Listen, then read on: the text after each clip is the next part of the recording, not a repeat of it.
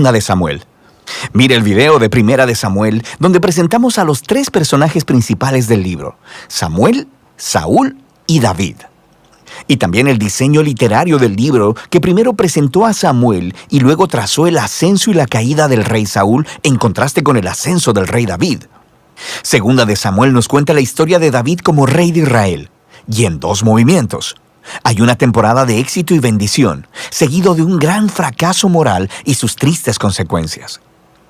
Y luego, el libro termina con una bella conclusión que reflexiona en lo bueno y lo malo en la vida de David, generando la esperanza de un futuro rey que vendrá de su linaje. Así que Segunda de Samuel continúa después de la muerte de Saúl, y David sorprende a todos componiendo un largo poema en donde lamenta la muerte del mismo hombre que intentó asesinarlo.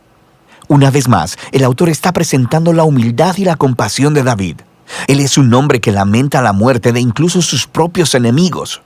Después de esto, David experimenta una temporada de éxito y bendición de Dios. Todas las tribus de Israel vienen delante de David y le piden que unifique todas las tribus como su rey. Así que lo primero que David hace como rey es ir a la ciudad de Jerusalén y conquistarla, y la establece como la ciudad capital de Israel, y le pone el nombre de Sión. Y a partir de ahí, David continúa y gana muchas batallas y expande el territorio de Israel. Ahora, después de hacer a Jerusalén la capital política de Israel, también quiere convertirla en la capital religiosa. Así que hace que el Arca del Pacto sea trasladada a la ciudad. Y luego, en 2 de Samuel 7, él le dice a Dios que como Israel ya tiene un hogar permanente, él piensa que la presencia de Dios también debería tener una casa permanente.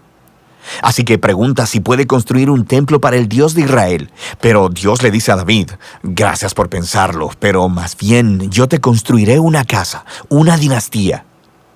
Ahora, 2 de Samuel 7 es un capítulo clave para entender la narrativa de toda la Biblia. Porque aquí Dios le hace una promesa a David que de su descendencia como rey vendrá un rey que construirá el templo de Dios aquí en la tierra y establecerá un reino eterno. Y esta es la promesa mesiánica a David que se retoma y desarrolla en el libro de Salmos y también en los libros de los profetas. Y este rey se conecta con la promesa de Dios a Abraham.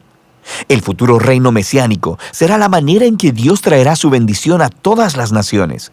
Y es aquí, en medio de toda esta bendición divina, que las cosas salen horriblemente mal. David comete un error fatal, no fatal para él, sino para un hombre llamado Urías, uno de los mejores soldados de David. Desde su terraza, David mira a Betsabé, la mujer de Urías, tomando un baño. David la busca, se acuesta con ella y la embaraza.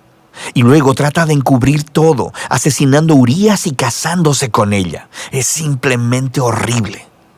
Así que cuando David es confrontado por el profeta Natán acerca de todo esto, él inmediatamente reconoce todo lo que ha hecho. Es quebrantado, se arrepiente y pide perdón a Dios, y Dios lo perdona. Pero Dios no quita las consecuencias de las decisiones de David. Y así como resultado de su horrible elección, la familia de David, su reino, se desmorona. Y eso hace de esta sección una historia trágica como la de la caída de Saúl. Los hijos de David terminan repitiendo los errores de su padre, pero de maneras aún más trágicas. Amnón abusa sexualmente de su hermana Tamar, y luego el hermano de ambos, Absalón, se entera de todo esto y manda a matar a Amnón.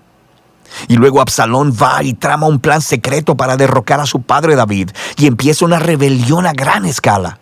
Así que, por segunda vez, David es obligado a huir de su propio hogar y a esconderse en el desierto, excepto que en esta ocasión él no es inocente. La rebelión termina cuando el hijo de David es asesinado, y eso rompe el corazón de David. Y una vez más, él se lamenta acerca del hombre que intentó asesinarlo. En los últimos días de David, lo encontramos de vuelta en el trono, pero como un hombre quebrantado. Está herido por las tristes consecuencias de su pecado. El libro concluye con un bello epílogo con historias que están en orden cronológico, pero tienen un diseño literario simétrico realmente genial.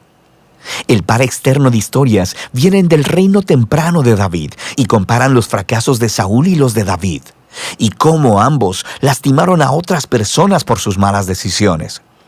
El par interno de historias son sobre David y su grupo de hombres valientes que fueron a luchar contra los filisteos. Y lo interesante es que ambas secciones tienen una historia de la debilidad de David en batalla. Así que, en contraste con las historias victoriosas de David de los capítulos 1 al 9, aquí vemos a un David vulnerable que depende de la ayuda de otros. El centro del epílogo tiene 2 poemas que funcionan como memorias, y David reflexiona en su vida. Y él recuerda los tiempos donde Dios en su gracia lo rescató del peligro. Y él mira estos como momentos en los que Dios fue fiel a su promesa de pacto hacia él y su familia. Ambos poemas concluyen al recordar la esperanza de la promesa de Dios de un rey venidero que establecerá ese reino eterno. Ahora, estos poemas y la promesa de Dios están conectados al poema de Ana al principio del libro. Y así, estos pasajes claves del principio, los del centro y los del final del libro, unifican todos los temas del libro.